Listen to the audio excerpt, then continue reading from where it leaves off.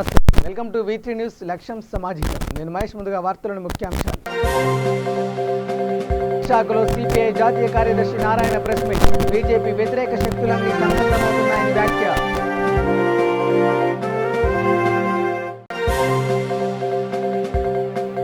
కడప జిల్లా ప్రభుత్వ ఆసుపత్రిలో ఆక్సిజన్ కాన్సంట్రేటర్ల ప్రారంభోత్సవం. స్థానిక ఎమ్మెల్యేని అభినందించిన ఎంపీ వెంకటరమణ.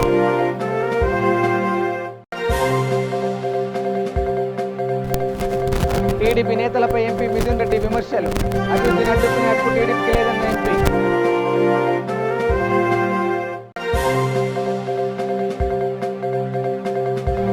విశాఖలో స్టీల్ ప్లాంట్ ఉద్యమం తీవ్రతరం. జీవీఎంసీలో భారీ ప్రదర్శన, ద్విచక్ర వాహన ర్యాలీ. ఇక డీటెయిల్ చూస్తే కృష్ణా జిల్లా పామర్రు పెద్దపారపూడి గ్రామంలో కోటి రూపాయల నిధులతో నూతనంగా నిర్మించిన మండల పోలీస్ స్టేషన్ భవనాన్ని మంత్రులు పేర్ని నాని, కొడాలి నాని ప్రారంభించారు. స్టేషన్లోని ఇతర విభాగాలను డీఐజీ మోహన్ రావు, ఎస్పీ రంగనాథ్ బాబు ప్రారంభించారు. జిల్లాలోని అత్యాధునిక మోడల్ పోలీస్ స్టేషన్ నిర్మాణానికి సహకరించిన మెగా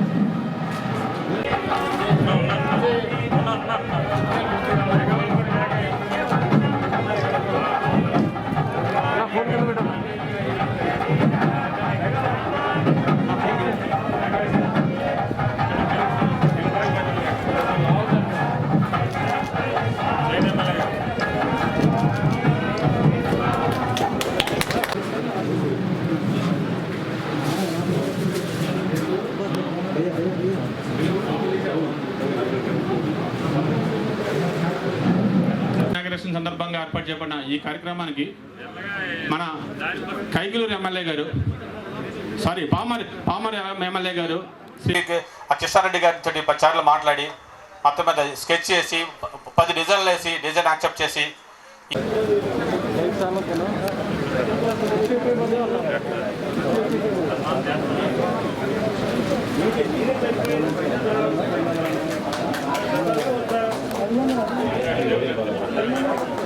ఇప్పుడు మా డిఐజీ గారిని సన్మానించవలసిందిగా మంత్రివర్యులను కోరుతున్నాం.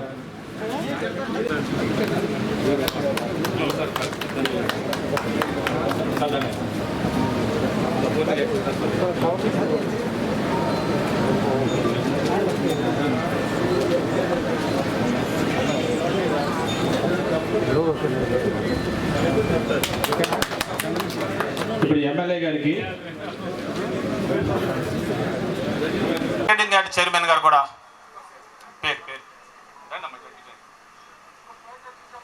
మార్కెటింగ్ యార్డ్ చైర్మన్ రవీంద్రనాథ్ బాబు గారి యొక్క ఆలోచన చొరవతో ఈ పోలీస్ స్టేషన్ పెదపారుపూడికి ఒక సొంత పోలీస్ స్టేషన్ భవనం ఏర్పడిందంటే అది వారి చొరవ, వారి యొక్క ఆలోచన మేరకు ఇది జరిగింది. సుమారుగా 60-70 లక్షల రూపాయలతో ఎస్పీ గారి మొహమాటం కోసం మెగా కృష్ణారెడ్డి గారు ఇన్ని లక్షల రూపాయలు ఖర్చు పెట్టి పోలీస్ డిపార్ట్మెంట్ కోసం ఒక సొంత ఇల్లు లాంటి పోలీస్ స్టేషన్ ఇక్కడ పెదపారుపూడి వాసులకు ఏర్పాటు చేసినందుకు రవీంద్రనాథ్ బాబు గారిని అట్లాగే మెగా కృష్ణారెడ్డి గారిని మనస్ఫూర్తిగా పెదపారుపూడి మండల ప్రజలందరి తరపున పోలీస్ డిపార్ట్మెంట్ తరపున మనస్ఫూర్తిగా ఇద్దరిని అభినందిస్తూ, అట్లాగే కత్తి నాకేమీ తెలియదు అంటానే అన్నీ నేర్చుకుంటూ ఉంటాడు, అన్నీ తెలుసు ఆయనకి. మొదటిసారి గెలిచినప్పటికి కూడా 4వసారి 5వసారి గెలిచిన వాళ్ళలాగా చొరవగా పనిచేసుకుంటూ పోతున్నాడు. డిఐజీ గారు, అడిషనల్ ఎస్పీ మల్లికా గారు, అలాగే మెగా ఇంజనీరింగ్ సిబ్బంది వచ్చారు. వారందరికీ కూడా పోలీస్ డిపార్ట్మెంట్ వారికి, పెదపారుపూడి వాసులందరికీ, పాత్రికేయ మిత్రులకి నా హృదయపూర్వక నమస్కారాలు తెలియజేసుకుంటూ, అలాగే 10 కాలాల పాటు మొన్న ఎట్లా అయితే పెదపారుపూడి మండలం అంతా కూడా జగన్ గారిని, అనిల్ని గుండెల్లో పెట్టి చూసుకున్నారు. మిమ్మల్ని కూడా అట్లాగే ఇతను కూడా చూసుకుంటాడు. భవిష్యత్తులో కూడా మీ ప్రేమను ఏమాత్రం కూడా పిసరంతా కూడా తగ్గించకుండా అవసరమైతే పెంచడానికి అవకాశం ఉండేట్టు చూసి మీ మనిషిగా సుస్థిరమైన స్థానాన్ని మీ గుండెల్లో ఇమ్మని పెదపారుపూడి వాసులందరికీ కూడా హృదయపూర్వకంగా విజ్ఞప్తి చేస్తూ జై హింద్, జై జగన్. ప్రభుత్వ వ్యతిరేక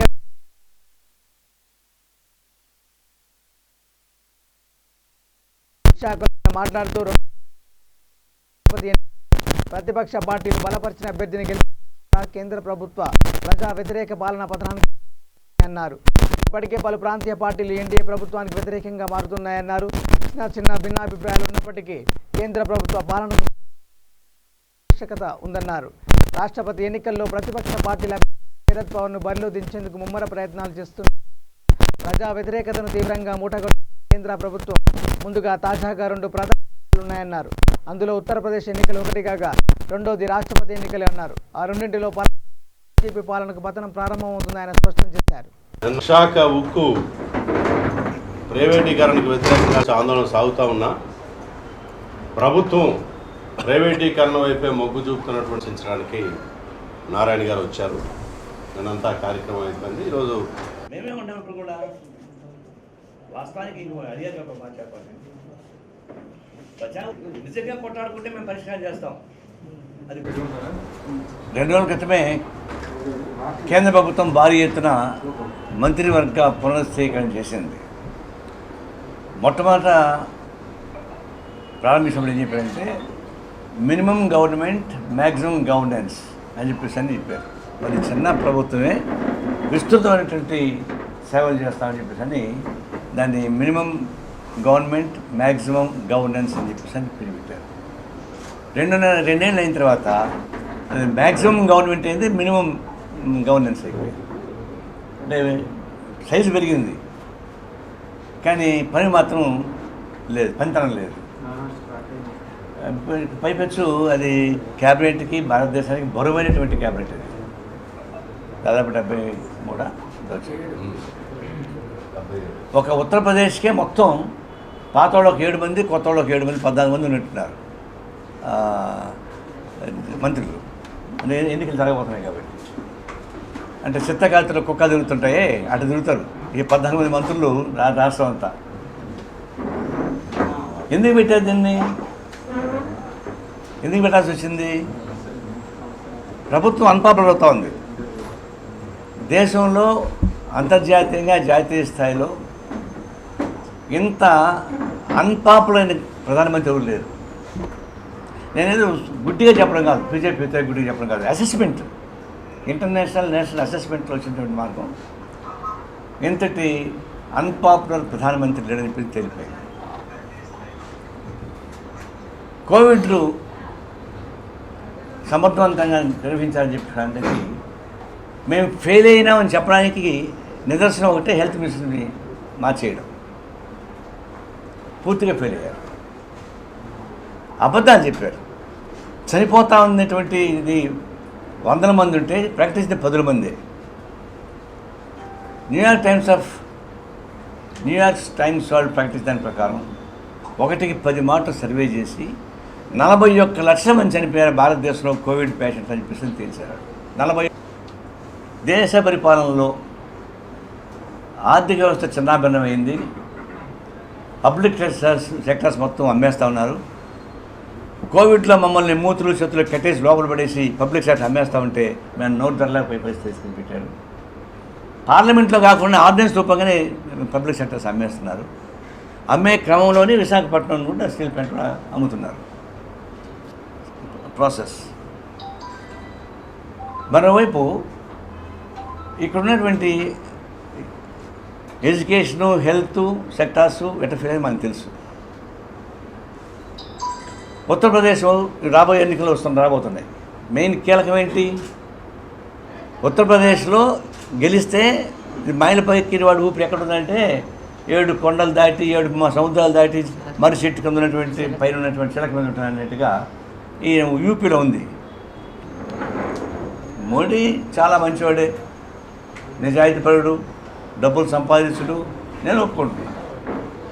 మన్మోహన్ సింగ్ మీద అటువంటి ఆరోపణలు లేవు. ఈయన మీద అయితే మరి పాపం పెళ్ళాము లేదు కాబట్టి సన్యాసి అంటే పెళ్ళాన్ని వదిలేసాడు 10,000. సన్యాసి నేను చెప్పానంటే నువ్వు సన్యాసి కావచ్చు, నువ్వు నిజాయితీపరుడు కావచ్చు, కానీ నీ మనస వాచ కర్మేణ కార్పొరేట్ కంపెనీస్ ఊడిగా చేస్తున్నాడు ఈ ప్రధానమంత్రి. మరి బీజేపీకి ఎందుకు గట్టి కొట్లాడకపోతారు? టీఆర్ఎస్ కానీ వైసీపీ కానీ. నేనే చెప్పింది కాదు, వాళ్ళు స్వయంగా వాళ్ళ చెల్లె చెప్పింది. మీరు రాత్రులు మాట్లాడుకుంటారు, పగులు కూర్చొని మాట్లాడుకోవచ్చు అని చెప్పేసి. అది పెద్ద కష్టం కాదు. ఇప్పుడు రాజకీయ డ్రామాలు ఏం జరుగుతున్నాయి ఈ 2 రాష్ట్రాల్లో, తెలుగు రాష్ట్రాల్లో? ఇక అభివృద్ధిని అడ్డుకునే హక్కు టీడీపీకి లేదని ఎంపీ మిథున్ రెడ్డి అన్నారు. చిత్తూరు జిల్లా సోమలలో బస్టాండ్ బాలప్పగారిపల్లె కమ్యూనిటీ భవన నిర్మాణానికి శంకుస్థాపన కార్యక్రమంలో ముఖ్య అతిథిగా హాజరయ్యారు. ఈ సందర్భంగా ఆయన మాట్లాడుతూ తెలుగుదేశం తర్వాత వచ్చిన కిరణ్ కుమార్ రెడ్డి పాలనలో పుంగనూరు నియోజకవర్గంలో అభివృద్ధిని విస్మరించారని అన్నారు. సీఎంగా వైఎస్ జగన్మోహన్ రెడ్డి ప్రభుత్వం రావడంతో మంత్రి పెద్దిరెడ్డి రామచంద్రారెడ్డి ఎంపీగా తాను పుంగనూరు నియోజకవర్గం అభివృద్ధికి కంకణం కట్టుకున్నానని, కోట్లాది రూపాయలు మంజూరు చేసి పనులు చేపట్టామని తెలిపారు.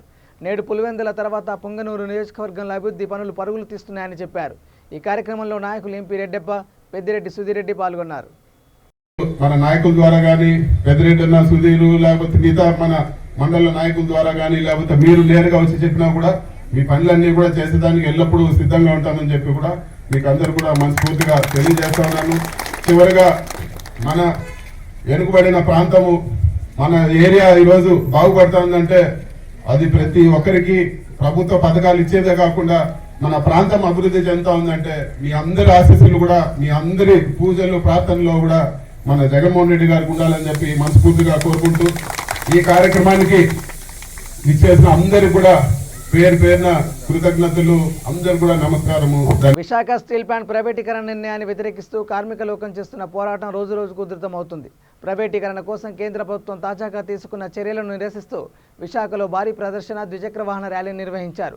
కుర్మన్నపాలెం, కూడలి నుండి జీవీఎంసీ గాంధీ విగ్రహం వరకు ర్యాలీ చేపట్టారు.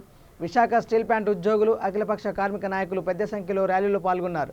పలువురు ఉద్యోగులు రాస్తారోకో చేపట్టారు. పెద్ద ఎత్తున నినాదాలు చేస్తూ నిరసన తెలిపారు. పలువురు రాజకీయ నేతలు కేంద్ర ప్రభుత్వ తీరుపై ధ్వజమెత్తారు. అధికార పార్టీ ఎంపీలు, ఎమ్మెల్యేలు రాజీనామా చేసి విశాఖ ఉక్కు పోరాటంలో పాల్గొనాలని ఉక్కు పరిరక్షణ పోరాట కమిటీ నేతలు డిమాండ్ చేస్తున్నారు. ఒక పక్క రాష్ట్రంలో విశాఖ స్టీల్ ప్లాంట్ ప్రైవేటీకరణ నిర్ణయాన్ని ప్రభుత్వంతో సహా అన్ని రాజకీయ పక్షాలు, ప్రజా కార్మిక సంఘాలు వ్యతిరేకిస్తున్నాయని మాజీ మంత్రి బండారు సత్యనారాయణమూర్తి అన్నారు. తక్షణమే కేంద్ర ప్రభుత్వం నిర్ణయాన్ని వెనక్కి తీసుకోవాలని కోరారు.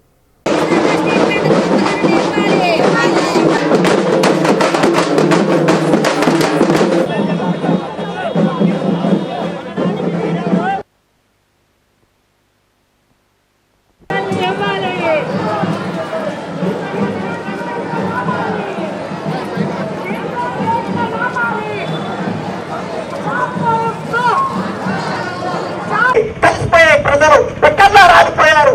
నిర్వహించాం, లక్షలాది మందిని ఫోన్ చేస్తాం, ఎన్నికల జాతరలు నిర్వహించాం.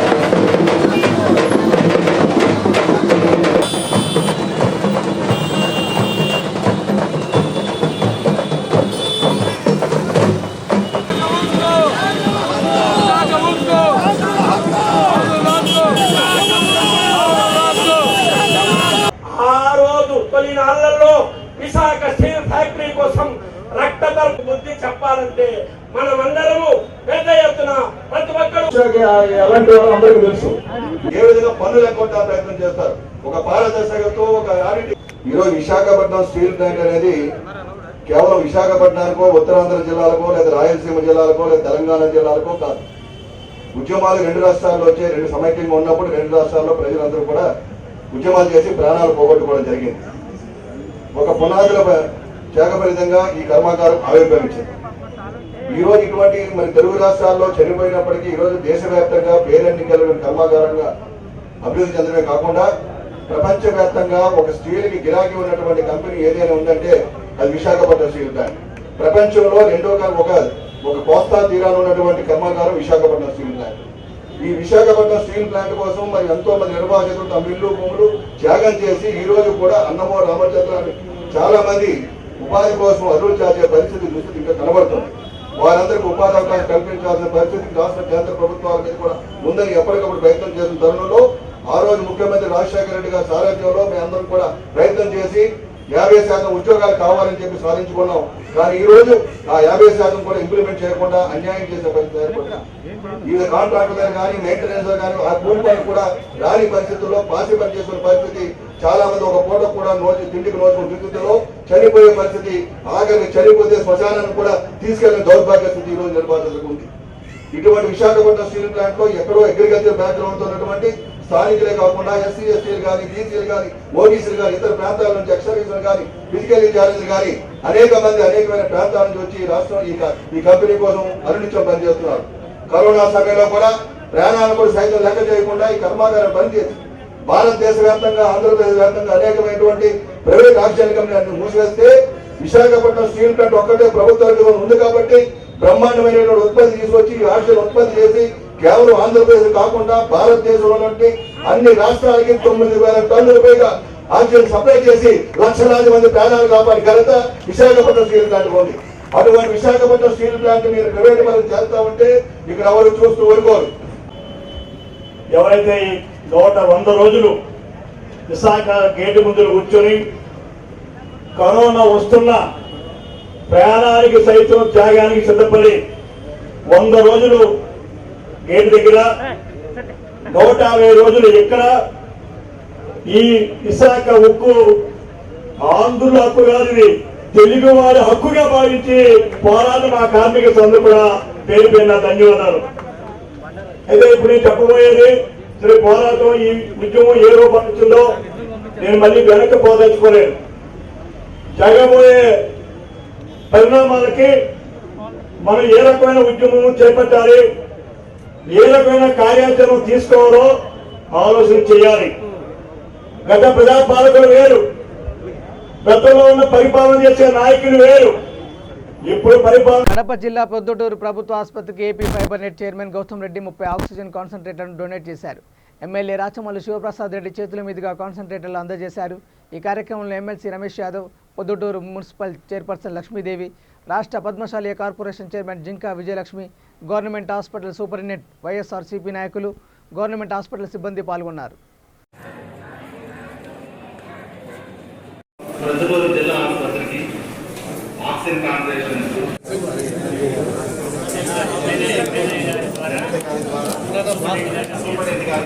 కరోనా నుంచి మాస్కులు ధరించడం, భౌతిక దూరం పాటించడం. మొట్టమొదటి కరోనా వస్తే మనకు అవసరం గవర్నమెంట్ హాస్పిటల్ సంబంధించి సిబ్బంది కావాలి. కావలసినంత మంది వైద్యులు, కావలసినంత మంది నర్సులు, వైద్య సిబ్బంది, కరోనా వ్యాధిని చంపడానికి చేయించడానికి కావలసిన మందులు. రెండవది ఇదిగో అత్యంత ప్రధానమైనది ఆక్సిజన్. ఎప్పుడైతే మన దగ్గర కావాల్సిన ఆక్సిజన్ కాన్సన్ట్రేటర్స్ కానీ ఆక్సిజన్ సిలిండర్స్ కానీ మన దగ్గర ఉంటాయో వచ్చిన ప్రతి పేషెంట్కు మనం ఆక్సిజన్ అందించగలిగి వాటి గాలి పీల్చుకోవడానికి, ఊపిరి పీల్చుకోవడానికి ఉపయోగపడగలిగిన స్థితిని మనం కల్పించగలిగితే 99% మన ఆత్మీయులు మనం కాపాడుకునే వాళ్ళు అవుతాం. అందుకే ఇప్పుడు గౌతమ వారు ఇచ్చేది 30. ఈ 30 కూడా ఏంటంటే ఎక్కడి నుంచో ఆక్సిజన్ రావాలా, దాన్ని నింపాలా, అయిపోయింది, మనిషి చనిపోయినాడు, ఈ సమస్య ఉండదు. గాలిలో ఉండే ఆక్సిజన్ అది తీసుకొని దాని పేరే కాన్సన్ట్రేటర్. ఏమి కాన్సన్ట్రేట్ చేస్తుంది? అది గాలిలో ఉండే ఆక్సిజన్ మీద కాన్సన్ట్రేట్ చేస్తుంది. గాలిలో ఎంత ఆక్సిజన్ ఉంటుంది? 21% ఉంటుంది. ఈ 21% ఆక్సిజన్ ఇది కాన్సన్ట్రేట్ చేసి ఇది స్వీకరించి పేషెంట్ ఆక్సిజన్ ఇస్తారు. ఇది ఆక్సిజన్ కాన్సన్ట్రేటర్.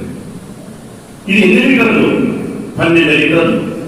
జనరల్గా నేను చూసిన చాలా వరకు అయితే 0 నుంచి 5 వరకు 5 లీటర్ల వరకు 5 లీటర్ల వరకు అన్నది తక్కువ జబ్బు ఉండే వాళ్ళకు, తక్కువ ఆక్సిజన్ అవసరం ఉండే వాళ్ళకు సరిపోతుంది. 12 లీటర్లు అనేది 10 నుంచి 15 వరకు తీవ్రమైన జబ్బు ఉండే వాళ్ళకు ఉపయోగపడే ఆక్సిజన్ కాన్సన్ట్రేటర్ ఇది. అంటే ఈ 30 ఆక్సిజన్ కాన్సన్ట్రేటర్లు కూడా తీవ్ర స్థాయిలో కరోనా వ్యాధితో బాధపడే మనిషికి ఆక్సిజన్ ఇచ్చి వారి ప్రాణాన్ని కాపాడుతాయి. 30 మందికి ఏకకాలంలో, అంటే కరోనా వ్యాధి సెకండ్ వేవ్ థర్డ్ వేవ్ వచ్చినప్పుడు సందర్భంలో ఈ 30 ఆక్సిజన్ కాన్సన్ట్రేటర్లు కొన్ని వందల మందికి ఆక్సిజన్ అందిస్తాయి, కొన్ని వందల మంది ప్రాణాలను కాపాడుతాయి. కొన్ని వందల మంది ఆక్సిజన్ కాన్సన్ట్రేటర్ ప్రాణాలు కాపాడినప్పుడు ఈ ఆక్సిజన్ కాన్సన్ట్రేషన్ చూసిన ప్రతిసారి నాకు గౌరవం అనిపిస్తాడు. పేషెంట్కి ఇచ్చే ప్రతి గాలి ఊపిరి పీల్చుకునే ప్రతి ఊపిరిలోనూ నాకు ఇంతకుముందు ఆక్సిజన్ అంటే ఎవరికి చాలా క్రిటికల్ కండిషన్ ఉన్నప్పుడే మనం దానిలో ఆక్సిజన్ పెట్టుకునేవారు. కానీ ఇప్పుడు కోవిడ్ వచ్చిన తర్వాత ప్రతి ఒక్కరికి మాక్సిమం ఆక్సిజన్ ఈ సమయంలో మన గౌతమ్ రెడ్డి గారు ఆల్మోస్ట్ 30 ఆక్సిజన్ కాన్సన్ట్రేటర్స్ మనకు ప్రజలకు ఇవ్వడం అనేది చాలా థ్యాంక్ యూ సో మచ్ అన్న. ఈ ఆక్సిజన్ కాన్సన్ట్రేటర్స్ మా వాళ్ళకి చాలా ఉపయోగపడుతుంది. And that from bottom of my heart అందరి తరఫున మన గ్రేస్ ఫౌండేషన్ కానీ లేకపోతే మన యూనిసెఫ్ వాళ్ళకి కానీ ప్రతి ఒక్కరికి ధన్యవాదాలు చెప్తూ ఈ అవకాశం ఇచ్చిన పెద్దలందరికీ మరొకసారి thank you so much. America నుంచి 3 కోట్లకి సంబంధించి విలువైనటువంటి ఆక్సిజన్ కాన్సన్ట్రేటర్స్ మేము తెప్పించడం జరిగింది. మొట్టమొదటిగా నాకు ఈ జిల్లాకి రావాలంటే ప్రసాద్ రెడ్డి గారి యొక్క కాన్స్టిట్యున్సీకి వచ్చి ఇవ్వాలి అనేటువంటి కూడా మేము చెప్పడం అనేటువంటి జరిగింది. జనరల్గా ఎవరైనా ఎక్స్పోర్ట్స్కి యువతలకు వస్తూ ఉంటారు, కానీ ఇక్కడే ఇవ్వాలనేటువంటిది నేను గతంలో కూడా ఆయన్ని దగ్గరగా చూస్తున్నాను కాబట్టి ఇక్కడ ఇవ్వటం అనేటువంటి జరుగుతుంది. 25 కాన్సన్ట్రేటర్స్, ఒక్కొక్క కాన్సన్ట్రేటరు 12 లీటర్లకు సంబంధించినటువంటిది. వీటి వలన ప్రజల ప్రాణాలు పోకుండా ఆపడానికి వీలుపడేటువంటి పద్ధతిలో ఉంటుంది. ఇవాళ మనం చూస్తా ఉన్నాం, ఈ మహమ్మారి ఈ దృష్టిగా చూస్తుంటే మీకు చెప్తే ఆశ్చర్యం, న్యాయవాద పట్టా పుచ్చుకుని ప్లేడర్లుగా ఉండేటువంటి విజయవాడ నగరంలో 40 మంది చనిపోవడం జరిగింది. గుంటూరు బార్ అసోసియేషన్లో గుంటూరులో ఉండేటువంటి 40 మంది చనిపోవడం జరిగింది. అడ్వకేట్స్గా నేను ఒక అడ్వకేట్గా కూడా గతంలో పనిచేస్తున్నాను కాబట్టి. చిత్తూరు జిల్లా నగరిలో రంగునీటి శుద్ధీకరణ ప్లాంట్ ఈటీపీ పునరుద్ధరణ పనులు వేగంగా జరుగుతున్నాయి. ప్లాంట్ నిర్వహణ డైయింగ్ యూనిట్ అసోసియేషన్ వారికి అందించడంతో వారు కార్యవర్గాన్ని ఏర్పరచుకొని అవసరమైన నిధులు సమకూర్చుకొని ప్లాంట్ నిర్వహణ పనుల్లో నిమగ్నమయ్యారు. నిర్వహణకు నోచుకోక మరమ్మతులకు గురైన మోటార్లను, ఎలక్ట్రిక్ ప్యానెళ్లను సరిచేస్తున్నారు.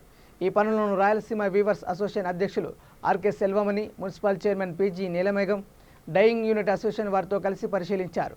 ఈటీపీలో ప్రధానమైన screen channel, collection tank, equalisation tank, primary, secondary క్లారిఫైయర్లు, ఫిల్టర్, ఫీడ్ ట్యాంక్, మల్టీమీడియా ఫిల్టర్లు పూర్తి సమర్థతో పనిచేయాలంటే ఏ పనులు చేపట్టాల్సి ఉందో తెలుసుకొని వాటిని వేగంగా పూర్తి చేయడానికి తగిన సూచనలు, సలహాలు అందించారు. ఈ కార్యక్రమంలో అసోసియేషన్ నాయకులు పురుషోత్తం, ఇలాంగో, ఎన్సి ఆనంద్ కుమార్, రమేష్ తదితరులు పాల్గొన్నారు.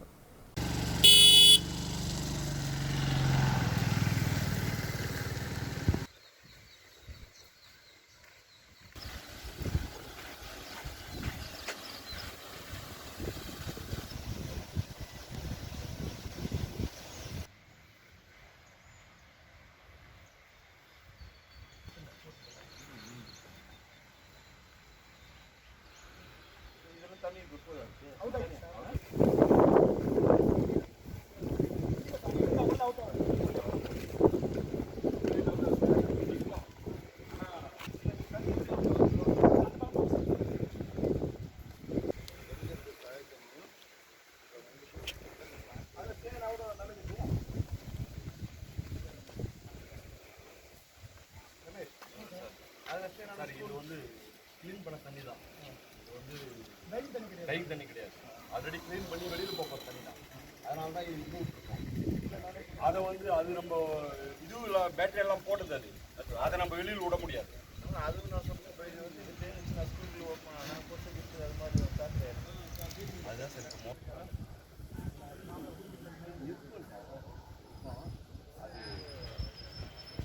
பல்பு வாங்கி போட்டு இதில் மோட்டர் தண்ணி எடுத்து இதில் விட்டோம்னா ஆட்டோமேட்டிக்காக அது போயிடும். இல்லைண்ணா அப்படின்னு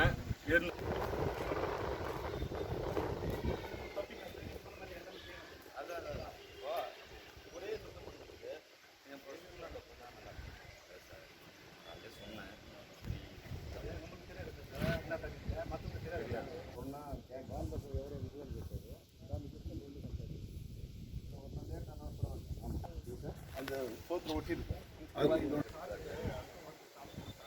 உங்களுக்கு அந்த மாதிரி இதுல உள்ள அந்த பழைய இருக்கு இது பார்த்து ஒர்க் ஆகுது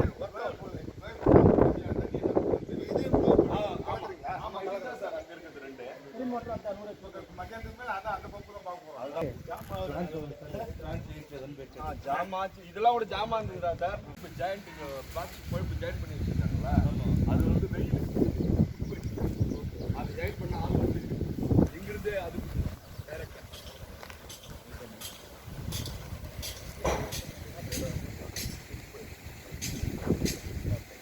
இந்த ஜாயிண்ட் ஓகே ஓகே இந்த ஜாயிண்ட் இதுல பெரிய ஜாயிண்ட்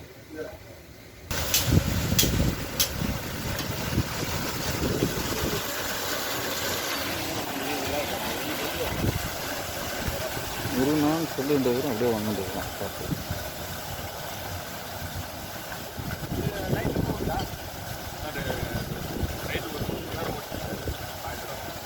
நைட்டு ஒரு 7:30 மணிக்கு வந்து ஆஃப் அப்படி காலையில் 6:30 மணிக்கு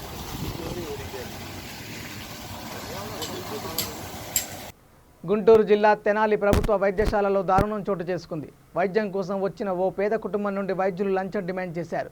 తమ కుమారుడు అస్వస్థకు గురవడంతో ఓ తల్లిదండ్రులు ఆసుపత్రికి తీసుకొచ్చారు. అయితే వైద్యం చేయకుండా అడుగడుగునా లంచం డిమాండ్ చేశారని, దీంతో తమ కుమారుడు మృతి చెందాడని బాధితులు ఆవేదన వ్యక్తం చేస్తున్నారు. దీనిపై అధికారులు చర్యలు తీసుకోవాలని విజ్ఞప్తి చేశారు. ఇబ్బంది పడి గవర్నమెంట్ వస్తే అడుగు డబ్బులు తీసుకుంటున్నారు. 500 అంటారు, 300 అంటారు, 400 అంటారు. బయట మందులు కూడా బయటికి రాస్తున్నారు. సీఎం గారేమో అన్ని లోపల ఫ్రీగా దొరికితే మీరు ఎవరు లంచాలు వస్తుంది అంటున్నారు. నిన్న 10,000 అప్పు చేసి ఎంతకు ఇవ్వాల్సి వచ్చింది. నేను ఎవరి కోసం చేసాం మేము అప్పుడు అవన్నీ చెప్పాలి కదా. సీరియస్ కొందని తీసుకెళ్ళండి బాబు, ఏదో ఒకటి చెప్పాలి మాకు. నిన్న అసలు ఏం చెప్పాలి. ఈరోజు చెప్పి ఇలా అయిపోయింది, అంతా అయిపోయింది ఇప్పుడు చెప్పారు మాకు. మేడం గారు ఆఫీస్ చేసాం, మేడం గారు డ్రెస్ పాడైపోయిందని చెప్పి పక్క తప్పుకున్నారంట. మరి ఆ మేడం గారు ఎవరు మాకు తెలియదు. మరి డ్రెస్ ముఖ్యమా పిల్లడు ముఖ్యం మాకు అర్థం కావట్లేదు. ఎందుకు పక్క తప్పుకున్నారు? డ్రెస్ పాడైపోతుంది, డ్రెస్ మీద ఉమ్మని పడితే డ్రెస్ పాడైపోతుంది. కొత్తగా వేసుకొచ్చుకున్నాను డ్రెస్. అది ఆ డ్రెస్ పోయిందని చెప్పి పక్కన అంతా ఇచ్చింది ఆమె చేయకుండా. దానివల్ల జరిగిందా? దానివల్ల జరిగింది మేము అనుకున్నాం. మరి అని చెప్పారు మాకు. డబ్బులు అంటే డ్రెస్ మార్చే వాళ్ళు డబ్బులు ఇచ్చాం. డ్రెస్ చేంజ్ చేస్తున్నప్పుడు సీజన్కి డబ్బులు ఇచ్చాం. అది ఏమి అంట, అది ఎనిమా, దానికి డబ్బులు ఇచ్చాం. మళ్ళీ బెడ్ మీద పై తీసుకొచ్చే వాళ్ళకి వాళ్ళకి డబ్బులు ఇచ్చాం. కడిగే వాళ్ళు కూడా డబ్బులు ఇవ్వాలి. ఒక్కళ్ళే కాదు, అందరికీ ఇవ్వాల్సింది డబ్బులు. ఇక్కడ డబ్బులు ఉంది పని జరుగుతుందా వేరే గవర్నమెంట్ హాస్పిటల్. ఇక్కడ ఇంకేంటి ఒక ఇంటి 600 సార్, 2 ఇంటికి తెప్పించారు సార్. 2,1200 అవి కూడా దొరకలే. అక్కడ నేను తెనాలి మొత్తం టౌన్ మొత్తం తిరిగాను. నేను 5 గంటల ఆర్డర్ పెడితే విజయవాడ నుంచి తెప్పించారు సార్. 6:30 టైం తెప్పించారు. పొద్దున మార్నింగ్ ఈవినింగ్ 3:30కి ఆర్డర్ చెబితే వాళ్ళు 6:30 తీసుకొచ్చేసారు నాకు. ఓకే. మెడిసిన్ వరకు బయట అంతవరకు తెచ్చుకుంటారు అమౌంట్? ఏ సార్ 2 ఇండిషన్ వరకు 1200. ఇంకా ఏం రాయలేదు ప్రస్తుతానికి. ఇలా రాస్తా అన్నారు. ఈ లోపల ఇది జరిగిపోయాయి. ఏం చేస్తాం అడుగుతాం. పిల్లడు ముఖ్యమా డ్రెస్ ముఖ్యమా ఎవరో తెలుసుకోవాలి. అసలు సస్పెండ్ చేయమని అడుగుతాం. మేము సూపరింటెండెంట్ గారు లేరండి. సెలవు అంటాం మళ్ళీ ఈరోజు. మరి పొద్దున్న సూపరింటెండెంట్ అడుగుతున్నా సెలవు అని చెప్తాను డాక్టర్ గారు. ఇప్పుడు ఎవరు ఉన్నారు, ఎవరిని అడిగి ఎవరు కంప్లీట్ చేయాలి మేము? ఇప్పుడు మా జరిగింది అన్యాయం జరిగింది. ఎవరు కంప్లీట్ చేయాలి మేము? పొద్దున్న 11:30 జరిగితే ఇప్పుడు 2:30 ఈటింగ్ అనేది వస్తుంది. ఎవరి కోసం మేము? ఇక్కడ ఎవరిని అడిగితే మాకు తెలియదు అన్నారు. ఆయన ఫోన్ లిఫ్ట్ చేస్తారంట సార్. డ్యూటీలో ఆయన సారు డాక్టర్ గారు ఫోన్ లిఫ్ట్ చేస్తారు. ఆయన ఫోన్ చేస్తారంటే చెకప్ చేసిన ఆయన డాక్టర్ గారు. ఇద్దరు కలిసి చేశారు ఆపరేషన్. ఫీమేల్ చేశారు. ఓకే. ప్రకాశం జిల్లా ఇంకొల్లు మండలం పావులూరు పొలిమేర శ్రీ వీరప్రతాప్ ఆంజనేయ స్వామి వారి దేవస్థానంలోని కాకతీయ సత్రంలో కరోనా కష్టకాల వృద్ధులకు సుదూర ప్రాంతాల వారికి 250 మందికి సమరసత సేవా ఫౌండేషన్ ఆధ్వర్యంలో అన్నప్రసాద వితరణ చేశారు. ఈ కార్యక్రమంలో ఇంకొల్లు మండల కమిటీ సభ్యులు, ఉపమండల మహిళా సభ్యులు, ఒంగోలు డివిజన్ ధర్మ ప్రచారక వెంకటేశ్వర్లు, జిల్లా కార్యాలయ ప్రముఖ్ రాజశేఖర్, ఇంకొల్లు మండల ధర్మ ప్రచారక వెంకటేష్ పాల్గొని అన్నప్రసాద వితరణ సేవ కార్యక్రమాన్ని విజయవంతంగా నిర్వహించారు.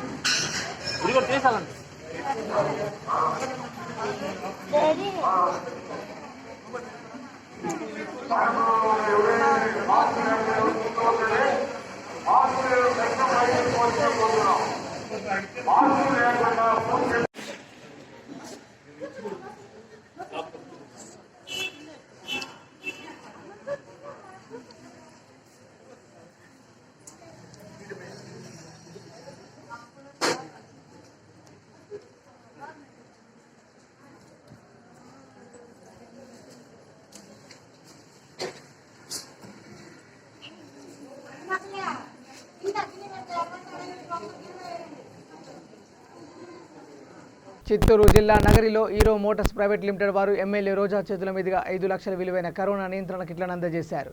విజయపురం మండలం ముఖ్య యువ నాయకులు Harish, Hero Motors private limited company general manager Chakravarthi, HR Vinod MLA చేతుల మీదుగా కిట్లను అందజేశారు. ఈ కార్యక్రమంలో Nagari municipal chairman Neelamegham, vice chairman Balan, Chandrareddy, Bujjireddy, Babureddy, Bilal ప్రముఖ నాయకులు పాల్గొన్నారు. హీరో మోటార్స్ జిఎం చక్రవర్తి గారికి, హెచ్ఆర్ వినోద్ గారికి, అలాగే మన నియోజకవర్గ యువ నాయకులు మరి దీనికి అంతటికి కారణమైన హరీష్ గారికి హృదయపూర్వకంగా కృతజ్ఞతలు తెలియజేస్తూ వచ్చిన ప్రతి ఒక్కరికి, వైఎస్ఆర్ కుటుంబ సభ్యులకి హృదయపూర్వక నమస్కారాలు. మనమందరం కూడా ఈ సెకండ్ వేవ్లో ఎంత కష్టాలు ఎదుర్కొన్నాం, ఎంతోమంది ఆప్తుల మరణాన్ని కళ్ళారా చూసాం. సో హాస్పిటల్లో బెడ్ దొరక ఇక్కడున్న మెడికల్ వాళ్ళకి సరి అయిన సదుపాయాలని అందించలేక ఇబ్బంది పడుతున్నప్పుడు రోజా చారిటబుల్ ట్రస్ట్ ద్వారా మన కోవిడ్ సెంటర్ని ఏర్పాటు చేసుకోవడమే కాకుండా అన్ని పిహెచ్సిలకి, అన్ని 100 బెడెడ్ హాస్పిటల్ సిహెచ్సికి కూడా మన వంతు సహాయంగా డాక్టర్లకి, నర్సులకి మనము అన్ని అందుబాటులోకి తెచ్చాం. పీపీ కిట్లు కానివ్వండి, N95 మాస్కులు కానివ్వండి, సర్జికల్ గ్లౌజెస్ కానివ్వండి, థర్మోమీటర్స్ కానివ్వండి, అలాగే ఆక్సిమీటర్స్ కానివ్వండి, ఆక్సిజన్ కాన్సన్ట్రేటర్స్ కానివ్వండి, ఇలా అన్నీ కూడా మనము ప్రొక్యూర్ చేయడమే కాకుండా నా ఫ్రెండ్ మింత్రా CEO అమర్ గారి ద్వారా కూడా అనేక ఆక్సిజన్ కాన్సన్ట్రేటర్స్ పిహెచ్సిస్ కూడా మనం ఇవ్వడం జరిగింది. అండ్ నా రిక్వెస్ట్ మేరకు ఒక APIC చైర్పర్సన్గా నియోజకవర్గానికి తమ వంతు సహాయం అందించమని హీరో మోటార్స్ని కోరటం, వాళ్ళు కూడా మనకి ఇవన్నీ కూడా 5 లక్షల విలువ చేసే మరి సెట్స్, దీంట్లో పూర్తి సెట్ ఉంటుంది. సో ఇలాంటి పీపీ కిట్, అలాగే N95 mask, surgical mask, gloves, ఐస్కి గ్లాసెస్ అన్నీ కూడా సెక్యూర్డ్గా ఉండే సెట్స్తో పాటు మరి వాళ్ళు రెగ్యులర్గా యూజ్ చేసే ఈ గ్లౌజెస్, సర్జికల్ గ్లౌజెస్తో పాటు అనేక మనకి డొనేట్ చేయడం జరిగింది. ఎక్కడ చూసినా థర్డ్ వేవ్ గురించి ఛానల్స్లో భయభ్రాంతులు చేస్తున్నారు కాబట్టి మనం ముందే యుద్ధానికి రెడీగా ఉన్నాం. అన్ని సంసిద్ధం చేసుకొని మన నగిరి నియోజకవర్గ ప్రజల్ని కాపాడుకునే బాధ్యతగా ఒక ఎమ్మెల్యేగా నేను ముందే ఇవన్నీ కూడా ప్రొక్యూర్ చేసి పెట్టుకుంటున్నాను. నాకు వాళ్ళందరూ కూడా సపోర్ట్ ఇచ్చి సహాయం చేసినందుకు మరి హీరో మోటార్స్ వాళ్ళందరికీ హృదయపూర్వకంగా కృతజ్ఞతలు తెలియజేసుకుంటున్నాను. ఎందుకంటే మనం కేకేసీలో కోవిడ్ సెంటర్ పెట్టిన తర్వాత కొన్ని వందల మందికి మంచి ఫుడ్తో పాటు మంచి ట్రీట్మెంట్ ఇచ్చి వారందరికీ కూడా బ్రతికే అవకాశాన్ని మన డాక్టర్ల ద్వారా అందించి వాళ్ళ ఇంటికి వెళ్ళేటప్పుడు వాళ్ళ కళ్ళల్లో ఆనందం, వాళ్ళ కుటుంబ సభ్యులందరూ కృతజ్ఞత తెలియజేసేటప్పుడు చాలా సంతోషం అనిపించింది. సో అవసరమైనప్పుడు మనం సహాయం చేయటము నిజంగా అదొక మంచి లక్షణం. అంతేగాని బాగా కడుపు నిండిన వాడికి పిలిచి భోజనం పెడితే ఉపయోగం ఉండదు. కష్టకాలంలో ఉన్నప్పుడు సహాయం చేయడమే ముఖ్యం. సో అలా కరోనా టైంలో తిరుపతిలో మనకి బెడ్స్ దొరక్క ప్రైవేట్ హాస్పిటల్ కానీ గవర్నమెంట్ హాస్పిటల్ ఫుల్ అయిపోయినప్పుడు చాలా ఇబ్బంది పడుతున్నప్పుడు కేకేసీ కోవిడ్ సెంటర్ని మనం ఓపెన్ చేసేదానికి కుప్పైశెట్టి గారు సహాయం చేయడమే కాకుండా మన డాక్టర్స్ అందరూ కూడా అక్కడ ప్రాణాలకి ఒడ్డి పోరాటం చేయడం జరిగింది. మనం చేసే సహాయం అనేది అది వాళ్ళకి సేఫ్టీని కలిగిస్తూ వచ్చిన పేషెంట్కి ఆరోగ్యంతో పాటు ఒక మనోధైర్యాన్ని. కోవిడ్లో అందరికీ కూడా మెంటల్ టెన్షన్ వల్ల చాలా మందికి వైరస్ అగ్రివేట్ అవటం కానీ లేదా ఆ టెన్షన్ వల్ల హార్ట్ అటాక్లు వచ్చిన వాళ్ళు చాలా మంది ఉంటారు. అందుకే ఒక ప్రశాంతమైన వాతావరణం, ప్రశాంతమైన మంచి మెడికేషన్తో పాటు మంచి ఫుడ్ ఇస్తే కోవిడ్ అనేది క్షణాల్లో పారిపోతుంది. ఆ పని మనం చేయటం జరిగింది. అండ్ థర్డ్ వేవ్ కూడా వస్తుంది కాబట్టి అందరూ కేర్ఫుల్గా ఉండాలి.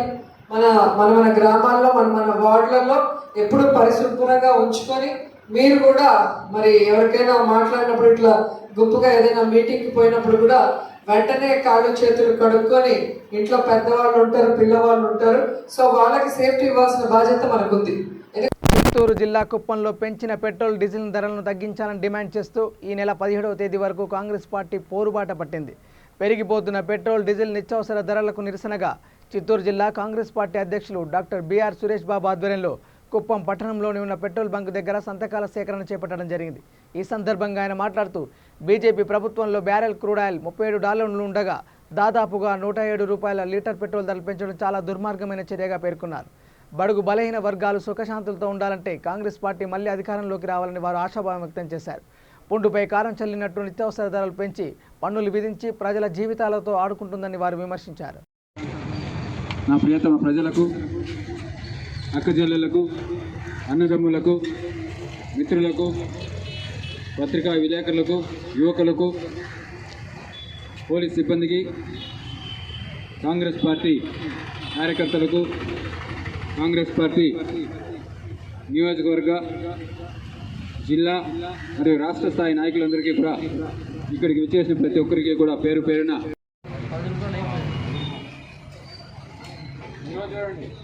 మోడీ గారు అధికారంలోకి వచ్చిన తర్వాత 7 సంవత్సరాలైంది. 2014లో మన్మోహన్ సింగ్ గారు తిరిగిపోయే టయానికి పెట్రోల్ రేట్లు ₹60 ఉంది. ఇప్పుడు పెట్రోల్ రేటు దాదాపు ₹110. అంటే 7 సంవత్సరాల్లో 70 సంవత్సరాల కాంగ్రెస్ పార్టీ పెట్రోల్ రేటుని ₹65 తీసుకొస్తే, ఈరోజు మోడీ గారి ప్రభుత్వం కేవలం 7 సంవత్సరాలు, అంటే నాకు 5 ఏళ్ళు ఇవ్వండి చాలు, నేను మీ జీవితాన్ని మార్చేస్తానని చెప్పిన మోడీ గారికి 7 సంవత్సరాలు అవకాశం ఇస్తే ఆయన మార్చినది ఏమన్నా అంటే పెట్రోల్ రేట్ని ₹65 నుంచి ₹110 చేశాడు. అదేవిధంగా డీజిల్ రేట్లు చూడండి, ₹55 ఉంది కాంగ్రెస్ పార్టీ అధికారంలో ఆఖరికున్నప్పుడు. ఈరోజు ఇదే డీజిల్ రేటు ₹102 అయింది. అంటే దాదాపు డబుల్ రేట్ అవుతా ఉంది. అంటే మోడీ గారికి 5 సంవత్సరాలు అవకాశం ఇచ్చినందుకు మన జీవితాలన్నింటినీ అన్ని విధాలుగా కూడా ఆయన డబుల్ చేసేస్తున్నాడు. పెట్రోల్ రేట్లు double, diesel rate double, gas rate double, పప్పు రేట్లు ట్రిపుల్, షుగర్ రేట్లు ట్రిపుల్, షుగర్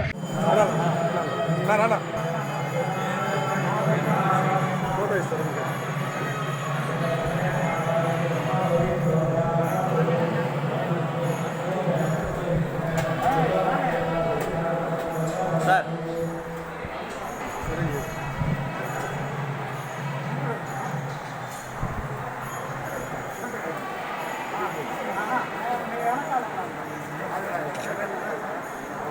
వీడియో నేను చేస్తాను. సార్ చూడండి సార్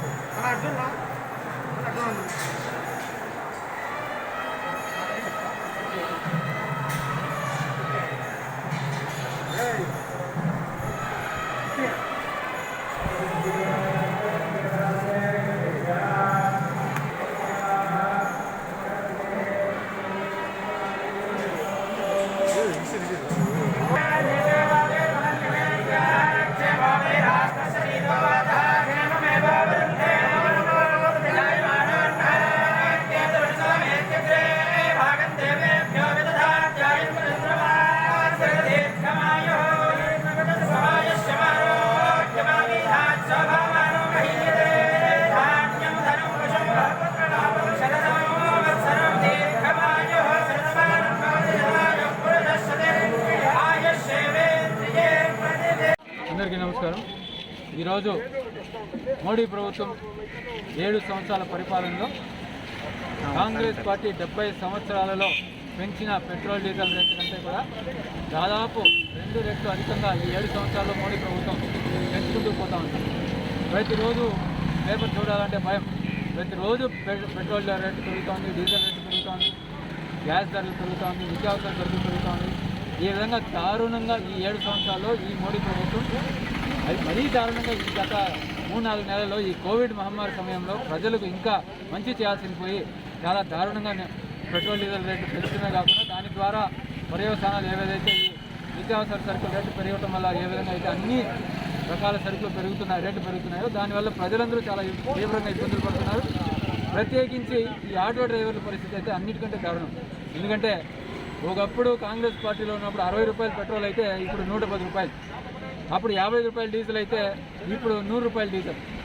సో ఆల్మోస్ట్ ప్రతి ఒక్కటి డబుల్ అయిపోయింది. కానీ వాళ్ళ ఆదాయం ఏమో అప్పుడు 500 రూపాయలు ఇంటికి తీసుకెళ్తా ఉంటే ఇప్పుడు 300 రూపాయలు 200 రూపాయలు కూడా తీసుకోపోలేని దారుణమైన పరిస్థితిలో ఈరోజు కరోనా మహమ్మారి ఒక పక్క, ఇంకో పక్క ప్రజలందరూ కూడా డబ్బులు చెల్లించుకోలేక ఆటో లేకుండా నడుచుకొని పోయేదాని మీదే ఎక్కువ ప్రిఫరెన్స్ చేస్తూ వాళ్ళ కడుపు పాపం వాళ్ళకి వచ్చే ఆదాయం తగ్గిపోతూ ఉంది.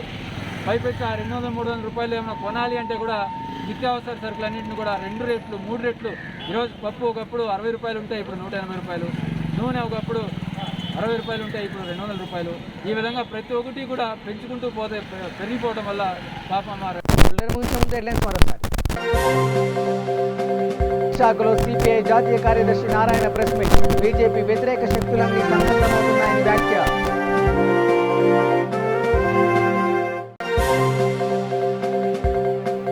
కడప జిల్లా ప్రభుత్వ ఆసుపత్రిలో ఆక్సిజన్ కాన్సంట్రేటర్ల ప్రారంభోత్సవం. స్థానిక ఎమ్మెల్యేని అభినందించిన ఎంపీ వెంకటరమణ.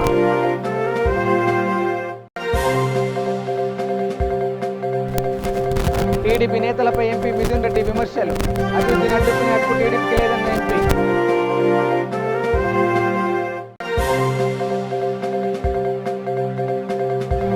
విశాఖలో స్టీల్ ప్లాంట్ ఉద్యమం తీవ్రతరం. జీవీఎంసీలో భారీ ప్రదర్శన, ద్విచక్ర వాహన rally. Updates. Keep watching weekly news. లక్ష్యం సమాజేత. నమస్కారం.